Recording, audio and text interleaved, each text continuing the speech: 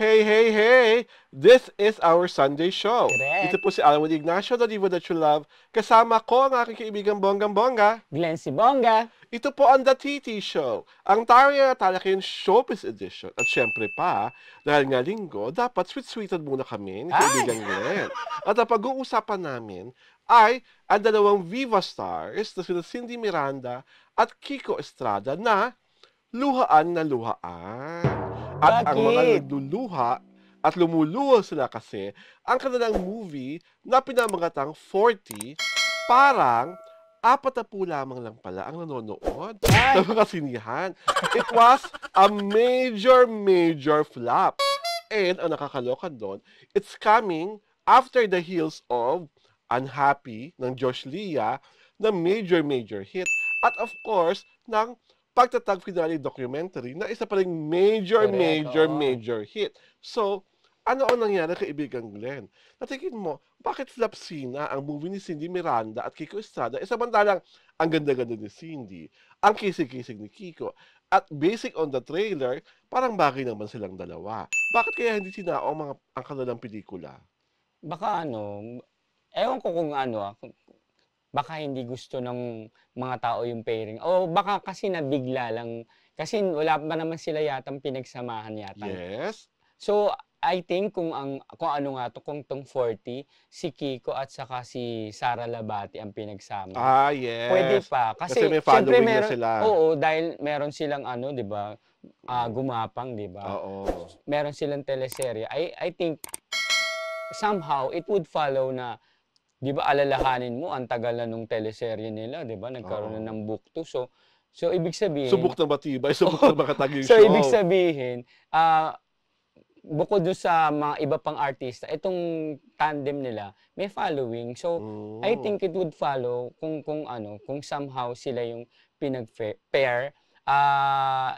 Ayoko naman sabihin yung hindi naman okay si Cindy kasi individual naman siya, individually may mga projects naman siya nag-hit, 'di ba?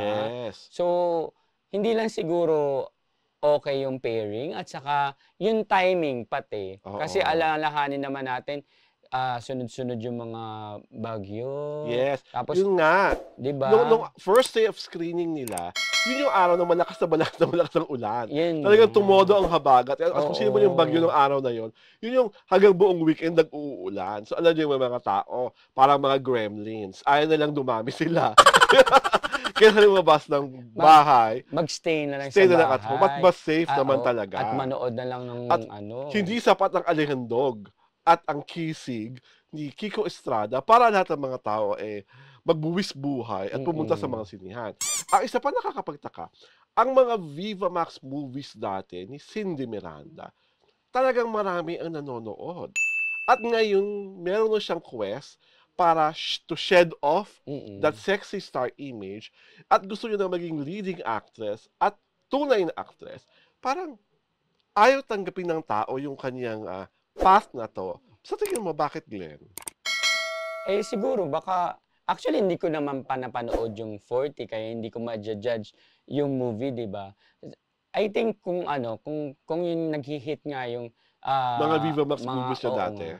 Baka kailangan na somehow may skin pa rin, 'di ba? Yeah, okay. Kahit na going into drama or kumbaga showing your acting prowess, kailangan meron pa ring skin, 'di ba? Or Carry naman niya yun. Or kahit pa paano may konting element of sexiness. Oo, may mga So parang ganun pa feeling ko rin. naman baka may element of sexiness ito or baka mas romance than sexiness. From the trailer, di ba? Parang ganun Oo nga, oo. Parang nagkabiglaan sila, parang there are two lost souls na pinagtagpo.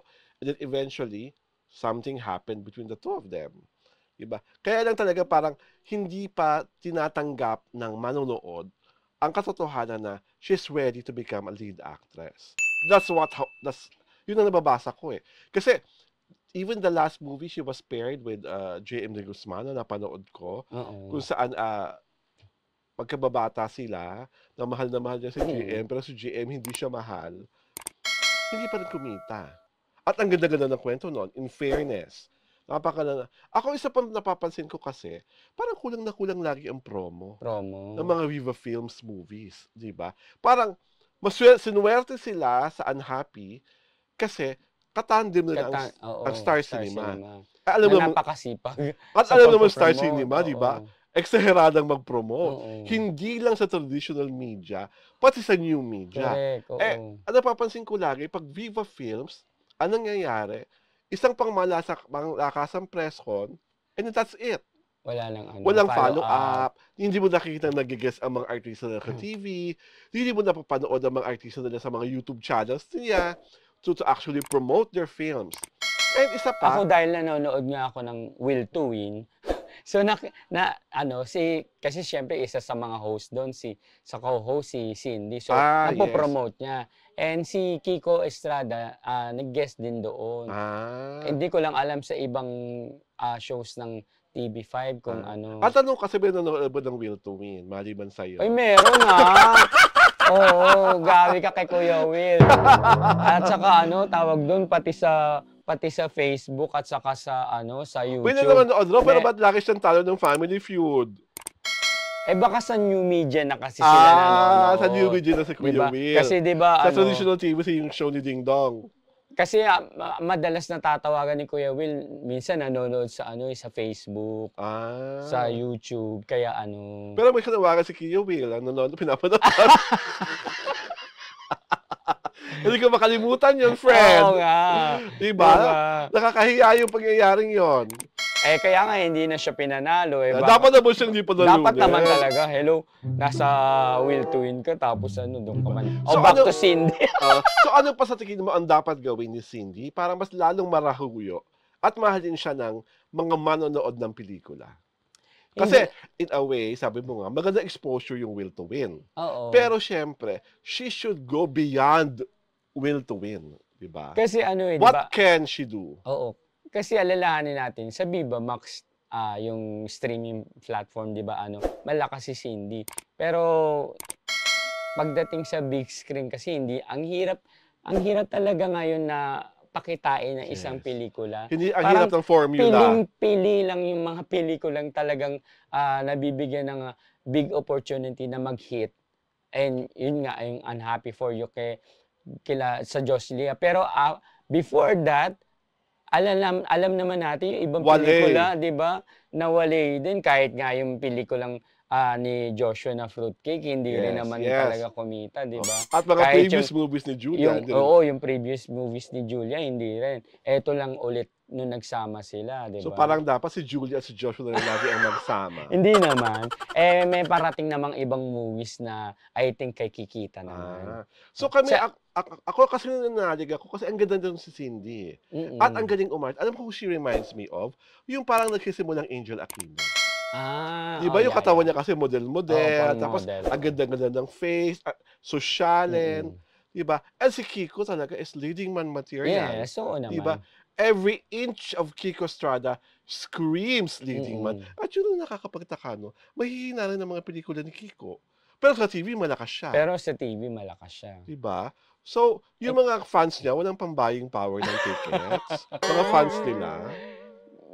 I think yung mga Pilipino kasi, namimili na rin talaga ng papanoorin na pelikula. Dahil nga naman sa mahal ng ticket sa pelikula, di ba? Yung isang ticket nga lang, parang dalawang presyo na ng subscription. Dalawang buwan na presyo na ng subscription, di ba? Dire mo, 2 buwan sila makakapanood sa streaming platform.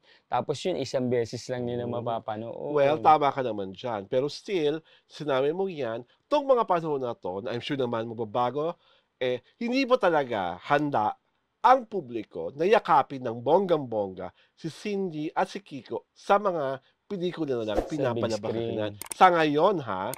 Pero hindi natin makasabi bukas sa pinakamalapit na hinaharap, sa makalawa or sa whatsoever. Kasi all that Cindy and Kiko need, hindi mo sila magkasama or may iba silang kapareha, is just one good movie na tatatak talaga sa mga tao at magproproklama sa lahat na, uy, mahuhusay itong mga to.